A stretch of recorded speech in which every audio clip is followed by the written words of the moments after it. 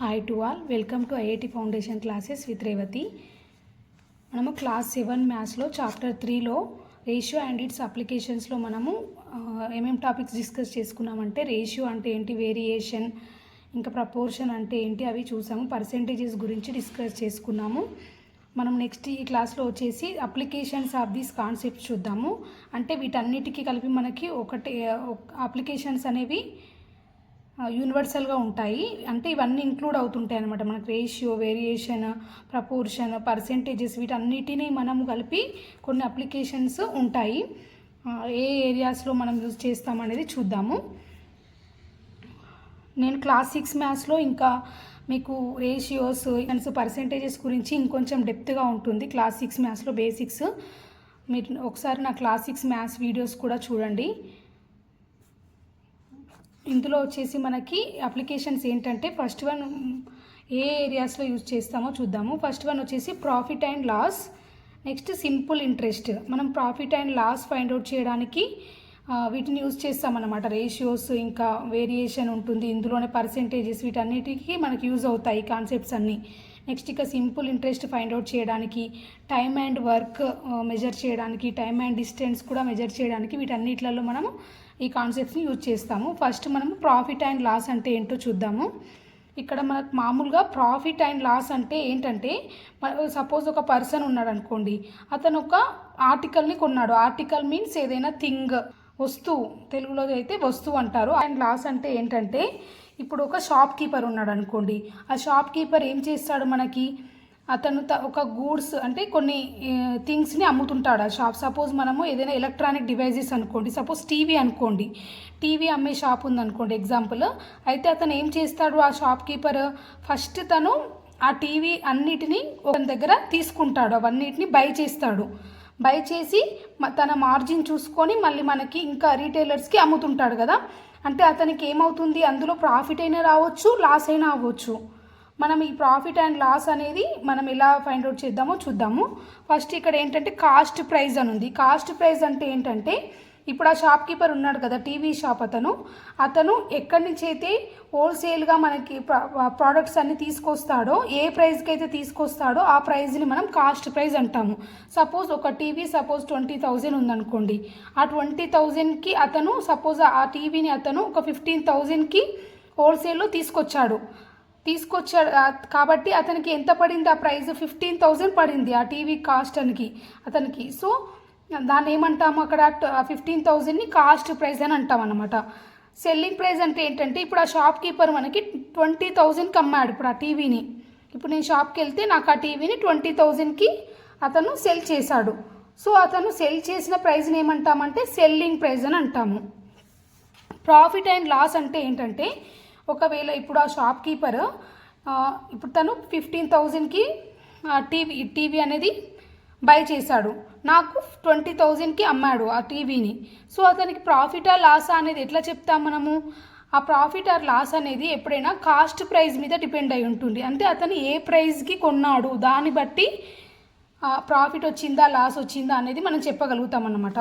ఇక్కడ చూడండి, if the SP of an article is greater then CP. ఇక్కడ SP అంటే ఏంటంటే సెల్లింగ్ ప్రైస్, ఇక్కడ సిపి అంటే కాస్ట్ ప్రైస్. ఒకవేళ అతను సెల్లింగ్ ప్రైస్ అనేది, అమ్మిన సెల్లింగ్ ప్రైస్ అనేది కాస్ట్ ప్రైస్ కంటే ఎక్కువ ఉందనుకోండి, అప్పుడు అతనికి ప్రాఫిట్ వస్తుంది అంటున్నాడు. ప్రాఫిట్ ఆర్ గెయిన్ ఏదైనా అనొచ్చు. ఒకవేళ అతను లాస్ ఎప్పుడు వస్తుందంటే, అతనికి సెల్లింగ్ ప్రైస్ అనేది తక్కువ ఉందనుకోండి, అంటే తను తెచ్చిన కాస్ట్ కంటే తక్కువ కమ్మితే అప్పుడు అతనికి లాస్ వస్తుంది. If it is less then we say that there is a loss. If selling price is greater than cost price, that is P greater than 0. ఇక్కడ పీ అంటే ఏంటంటే ప్రాఫిట్, అంటే సెల్లింగ్ ప్రైస్ అనేది కాస్ట్ ప్రైస్ కంటే ఎక్కువగా ఉంటే అతనికి profit వస్తుంది. Then there is a profit. ఒకవేళ పీ లెస్ దెన్ 0 అంటే ఏంటి, లాస్ అని అర్థం. అంటే ప్రాఫిట్ అనేది నెగిటివ్స్లోకి వెళ్ళిపోతుంది. ఇక్కడ గ్రేటర్ దెన్ 0 అంటే ఏంటి, పాజిటివ్లో ఉంటుంది. నెగిటివ్స్లోకి వెళ్ళిందంటే అతనికి లాసే కదా, అప్పుడు దాన్ని లాస్ వచ్చిందని అంటాము. ఇక్కడ ఒకవేళ ఎస్ ఈక్వల్ టు సి అంటే ఒకవేళ లెస్, ఈ రెండు ఈక్వల్గా ఉన్నాయి, selling price and cost price రెండు ఈక్వల్గా ఉన్నప్పుడు there is no profit and no loss. Profit or loss is generally expressed as a percentage of CP. మనకు ప్రాఫిట్ అండ్ లాస్ అనేవి జనరల్గా పర్సెంటేజ్లో తీసుకుంటాం, పర్సెంటేజ్ ఆఫ్ కాస్ట్ ప్రైస్. ఇందులో ఎక్స్ప్రెస్ చేస్తామన్నమాట. మీకు నేను చెప్పాను కదా ఎగ్జాంపుల్, అందులో షాప్ కీపర్ టీవీని ఏ కాస్ట్ ప్రైస్కి తెచ్చాడని చెప్పాను నేను, 15,000 అన్నాను. అంటే 15,000 అనేది ఇక్కడ కాస్ట్ ప్రైస్ అవుతుంది. అతను ఏ ప్రైస్కి సెల్ చేశాడు, ఇప్పుడు నాకు టీవీ 20,000కి సెల్ చేశాడు. అంటే మనకి ఇక్కడ ఏమర్థం అవుతుంది, సెల్లింగ్ ప్రైస్ అనేది కాస్ట్ ప్రైస్ కంటే ఎక్కువగా ఉంది. కాబట్టి అతనికి ఇక్కడ ప్రాఫిట్ వచ్చిందా లాస్ వచ్చిందా, ప్రాఫిటే వస్తుంది. ఎందుకంటే నాకు 20,000కి బై చేశాడు అతను టీవీని, కానీ అతను తెచ్చినది ఏ ప్రైస్కి తెచ్చాడు, 15,000కి తెచ్చాడు. సో అతనికి 5,000 అంటే 5,000 ఎక్కువ రేట్కి నాకు అమ్మాడు. సో అతనికి ప్రాఫిట్ వచ్చిందన్నమాట. అదే ఒకవేళ తను 15,000కి కొన్నాడు కదా, నాకు సపోజ్ 10,000కి ఇచ్చాడు అనుకోండి ఆ టీవీని, అప్పుడు అతనికి ఏమవుతుంది, లాస్ అవుతుంది. ఎందుకంటే ఇక్కడ కాస్ట్ ప్రైస్ అనేది ఎక్కువగా ఉంది, సెల్లింగ్ ప్రైస్ తక్కువగా ఉంది. సో అప్పుడు నాకు లాస్ వస్తుంది. 10,000కి అమ్మినప్పుడు అతనికి లాస్ వస్తుంది.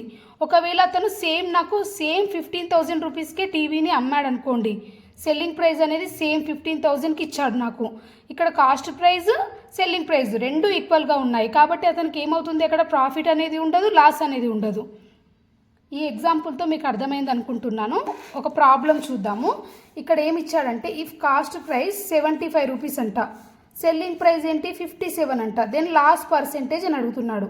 ఎప్పుడైనా మనము ప్రాఫిట్ పర్సెంటేజ్ కానీ లాస్ పర్సెంటేజ్ ఏదైనా సరే దేని మీద డిపెండ్ అవుతుందంటే కాస్ట్ ప్రైస్ మీదనే డిపెండ్ అవుతుంది.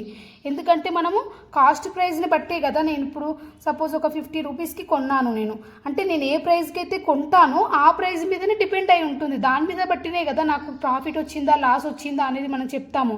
సో మనకి దీనికి ఫార్ములా ఏంటంటే, లాస్కి ఇక్కడ ఏమవుతుంది, లాస్కి ఫార్ములా మనకి cost price minus selling price. మనకి లాస్ అనేది ఎలా తెలుస్తుంది, కాస్ట్ ప్రైస్ నుంచి సెల్లింగ్ ప్రైస్ని సబ్ట్రాక్ట్ చేస్తేనే కదా మనకు లాస్ వస్తుంది. సో దీనికి ఫార్ములా ఇది, పర్సెంటేజ్ లాస్ ఈక్వల్ టు ఏంటంటే formula cost price minus selling price divided by cost price. ఎందుకంటే నేను ఇక్కడ కాస్ట్ ప్రైస్ తోటి కంపేర్ చేస్తున్నాం మనం లాస్ ఆర్ ప్రాఫిట్ అనేది. సో ఇది ఫార్ములా అవుతుంది. ఇప్పుడు మనకు కాస్ట్ ప్రైస్ ఎంత ఇచ్చాడు 75, selling price 57 divided by 75 into 100 చేయాలి మనం. ఇక్కడ పర్సెంటేజ్ కావాలి కాబట్టి ఇక్కడ 75 నుంచి 57 సబ్ట్రాక్ట్ అవుతే ఎంత వస్తుంది మనకి, 18/75 ఇంటూ 100. ఇక్కడ ఏమవుతుంది 18/17 అంటే దీన్ని 3 6 జా 3 2 జా 6 3 5 జా 25 1 జా 25 4 జా. సో 24% వచ్చింది నాకు లాస్. ఇక్కడ ఎంత పర్సెంట్, 24% అనేది లాస్ వచ్చింది. ఎందుకంటే ఇక్కడ కాస్ట్ ప్రైస్ అనేది ఎక్కువ ఉంది, సెల్లింగ్ ప్రైస్ అనేది తక్కువ ఉంది. సో మనకి ఆటోమేటిక్గా సెల్లింగ్ ప్రైస్ తక్కువ ఉంది కాబట్టి లాసే వస్తుంది కదా.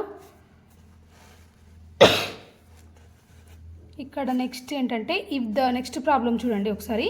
If the selling price of a TV is 60,000 and it gives a profit of 25% then the cost price of the TV is, then the cost price of the TV is. ఇక్కడ ఏమంటున్నాడంటే మనకి selling price ఇచ్చాడు. ఒక TV selling price ఎంత అంట 60,000 rupees అని ఇచ్చాడు. అతనికి ప్రాఫిట్ ఎంత వస్తుందంట 25% ప్రాఫిట్ వచ్చిందంట. 60,000 అమౌంట్కి అతను సెల్ చేసినప్పుడు అతనికి 25% ప్రాఫిట్ వచ్చిందంట. సో మనం ఇక్కడ ఏం చేద్దామంటే ప్రాఫిట్ ఫార్ములా రాసుకుందాము, దాని నుంచి మనం కాస్ట్ ప్రైస్ అనేది ఫైండ్ అవుట్ చేయొచ్చు. పర్సెంటేజ్ ప్రాఫిట్ ఫార్ములా ఏంటి మనకి, selling price minus cost price divided by cost price into 100. ఇక్కడ మనకు కావాల్సిన పర్సెంటేజ్ ఇచ్చాడు మనకు, ప్రాఫిట్ 25 కాబట్టి నేను ఇక్కడ 25 తీసుకుంటున్నాను. సెల్లింగ్ ప్రైస్ కూడా ఇచ్చాడు మనకి. కాస్ట్ ప్రైస్ అనేది మనకు తెలియదు కాబట్టి నేను కాస్ట్ ప్రైస్ని అలానే ఉంచాను. ఇప్పుడు ఏమవుతుంది, దీన్ని సాల్వ్ చేద్దాం మనము. ఇది వచ్చేస్తే 25 CP అవుతుంది. 25 CP equal to 60,000 minus CP into 100. ఇక్కడ 25 1 జా 25 4 జా అవుతుంది. ఇప్పుడు ఇది మళ్ళీ ఒకసారి 60,000 into 4 minus 4 CP equal to CP. ఇది వచ్చేసింది అనుకో, ఏమవుతుంది 5 CP ఈక్వల్ టు 60,000 ఇంటూ 4. 5 1 జా 5 12,000 జా. ఇప్పుడు ఏమవుతుంది 12 ఇంటూ 4 48 కాబట్టి నాకు ఇక్కడ కాస్ట్ ప్రైస్ ఎంత వచ్చింది 48,000 వచ్చింది. సో సో ఇక్కడ కాస్ట్ ప్రైస్ 48,000 కాబట్టి సెల్లింగ్ ప్రైస్ ఎంత అన్నాడు 60,000. అతనికి ఇందులో మనకి ప్రాఫిట్ వచ్చిందని ఇచ్చాడు కాబట్టి ప్రాఫిటే ఉంది. సో ఇది కరెక్ట్ ఆన్సర్ అవుతుంది.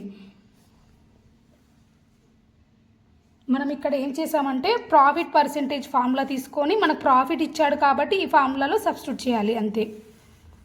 నెక్స్ట్ ఎగ్జాంపుల్లో a trader allows 20% discount on the mark price of his articles if the mark price is 120 rupees and gain percent is 20%, then find the CP of each article. ఇక్కడ మనకి దీనికంటే ముందు నేను ఒకటి explain చేస్తాను. ఇక్కడ మనకి డిస్కౌంట్ అంటే ఏంటి అనేది చూద్దాము. ఇప్పుడు మనకి కొన్ని షాప్స్లో బయట 50% డిస్కౌంట్, 25% డిస్కౌంట్ అలా పెడుతుంటారు కదా. ఆ డిస్కౌంట్ అంటే ఏంటంటే ఎంఆర్పి ఉంటుంది కదా మనకి ఏదైనా ప్రోడక్ట్ మీద, ఆ ప్రోడక్ట్ పైన డిస్కౌంట్ పెడతారన్నమాట. సపోజ్ ఒక ప్రోడక్ట్ 1000 రూపీస్ ఉందనుకోండి, 20% డిస్కౌంట్ అని చెప్పాడు రేటు మనకి. అంటే ఏమవుతుందంటే దాన్ని 20% లెస్ అవుతుంది అమౌంట్. 1000కి 20% అంటే ఎంత మనకి, 1000కి 200 కదా. సో 200 అనే అమౌంట్ లెస్ అవుతుందన్నమాట 20% డిస్కౌంట్ అంటే. ఇది మార్కెట్ ప్రైస్, అంటే మనకి ఆ ప్రోడక్ట్ మీద మార్కెట్ ప్రైస్ ఉంటుంది కదా, దానిపైన ఇచ్చే డిస్కౌంట్ అన్నమాట ఇది 20%. ఇక్కడ కూడా అదే ఇచ్చారు చూడండి. A trader allows 20% discount on the market price of his article. అతని ఆర్టికల్ మీద దానిపైన ఉన్న మార్కెట్ ప్రైస్ మీద 20% డిస్కౌంట్ ఇచ్చాడంట. If the market price is 150, ఇక్కడ మార్కెట్ ప్రైస్ ఎంత అంటున్నాడు, 150 రూపీస్ అంట మార్కెట్ ప్రైస్. దీంట్లో 20% డిస్కౌంట్ అంటే 20% ఆఫ్ 150 డిస్కౌంట్ ఎంతనో ఫైండ్ అవుట్ చేద్దాం మనము. డిస్కౌంట్ ఈక్వల్ 20% ఆఫ్ 150 అంటే ఎంత మనకి, 20/100 ఇంటూ 150 చేస్తే మనకి వచ్చేస్తుంది ఎంత, 30 రూపీస్ అనేది ఇక్కడ డిస్కౌంట్ అవుతుంది. సో అంటే ఇక్కడ ఏమవుతుంది, ప్రైస్ ఎంతకు చేశాడు అంటే 150 మైనస్ 30 కదా, అంటే ఎంత 120కి వచ్చింది, అది 120 రూపీస్కి వచ్చింది. అండ్ గెయిన్ పర్సెంటేజ్ అతనికి ఎంత అంట, గెయిన్ పర్సెంట్ ఎంత అంటాం అంటే gain percent profit, gain or profit కదా మనకి, ప్రాఫిట్ ఈక్వల్ టు 20% అని ఇచ్చాడు. Then find the cost price of each article అన్నాడు. ఇప్పుడు మనము దీన్ని సేమ్ ఇంతకుముందు చేసాం కదా, అలానే మనకు ఫార్ములా ఏంటి, selling price minus cost price divided by CP ప్రాఫిట్కి. అదే మనం లాస్ అయితేనేమో cost price minus selling price తీసుకుంటాము, ఈక్వల్ టు 20. ఇప్పుడు నాకు సెల్లింగ్ ప్రైస్ తెలిసింది, కాస్ట్ ప్రైస్ ఫైండ్ అవుట్ చేయాలి. సేమ్ ఇంతకుముందు చేసిన ప్రాబ్లం లాగానే నేను ఇక్కడ సపోజ్ దీన్ని ఎక్స్ అనుకుంటున్నాను కాస్ట్ ప్రైస్ని. సెల్లింగ్ ప్రైస్ ఎంత ఉంది, 120. So 120 minus X by X equal to 20. ఇప్పుడు ఇది వెళ్ళింది అనుకోండి, 120 ఇది ఇంటూ 100 మనకి పర్సెంటేజ్ కాబట్టి, సేమ్ ఇక్కడ ఇంటూ 100 చేస్తే ఏమవుతుంది, 21 జా 25 జా. సో నాకు ఇక్కడ ఏమవుతుందంటే 120 minus X into 5 equal to X. ఇప్పుడు 600 లోపలికి రాద్దాము, 5x ఈక్వల్ టు ఎక్స్. ఈ ఎక్స్ అనేది వెళ్తే ఏమవుతుంది, 6x ఈక్వల్ టు 600. నాకు ఎక్స్ ఈక్వల్ టు 100 వచ్చింది. ఎక్స్ అంటే ఏంటి మనకి ఇక్కడ కాస్ట్ ప్రైస్ ఎంత వచ్చింది, 100. అతనికి కాస్ట్ ప్రైస్ ఎంత పడింది, ఆ ట్రేడర్కి 100 రూపీస్కి పడితే అతను మార్కెట్ ప్రైస్ ఏమనుంది, ఆర్టికల్ మీద 150 ఉంది, అతనికి పడింది ఎంత, 100 రూపీస్కి పడింది ఆర్టికల్. అతను 20% డిస్కౌంట్ పెట్టి అమ్మాడు. అమ్మిన తర్వాత అతనికి ఎంత లాభం వచ్చిందన్నాడు, 20% లాభం వచ్చిందంట. అంటే అతను అమ్మిన ప్రైస్ ఎంత, 120కి అమ్మాడు. 100కి పడితే 120కి అమ్మాడు కాబట్టి అతనికి 20% లాభం అంటే 20 రూపీస్ లాభం వచ్చిందన్నమాట. సో మనకి ఇక్కడ ఇచ్చిన వాటిని అన్నిటిని యూజ్ చేసుకొని మనం ఇక్కడ కాస్ట్ ప్రైస్ అనేది ఫైండ్ అవుట్ చేసాము. ఈ ప్రాఫిట్ అండ్ లాస్లో మనము మెయిన్గా కొన్ని ఫార్ములాస్ని గుర్తుపెట్టుకోవాలి. ఫస్ట్ది ఏంటంటే ప్రాఫిట్ అంటే ఏంటి, ప్రాఫిట్ అనేది కాస్ట్ ప్రైస్ సెల్లింగ్ ప్రైస్ ఎక్కువ ఉన్నప్పుడు వస్తుంది కాబట్టి ప్రాఫిట్కి ఫార్ములా ఏంటి, selling price minus cost price. మరి లాస్కి ఏమవుతుంది, లాస్కి ఏంటంటే cost price minus selling price, ఎందుకంటే సెల్లింగ్ ప్రైస్ లెస్ ఉంటుంది కదా కాబట్టి మనం కాస్ట్ ప్రైస్ నుంచి సబ్ట్రాక్ట్ చేస్తే లాస్ వస్తుంది. Next percentage profit find out ఇది ఒక ఫార్ములా గుర్తుంచుకోవాలి. ఇదేంటి, cost price minus selling price by cost price. Same లాస్కి కూడా అంతే, మనము డివైడెడ్ బై సిపి రాయాలి. ఎందుకంటే మన కాస్ట్ ప్రైస్ మీదనే కదా ప్రాఫిట్ ఆర్ లాస్ అనేది డిపెండ్ అయి ఉంటుంది కాబట్టి మనకి డినామినేటర్లో కాస్ట్ ప్రైస్ వస్తుంది. ఇంటూ 100 తీసుకోవాలి రెండింటికి.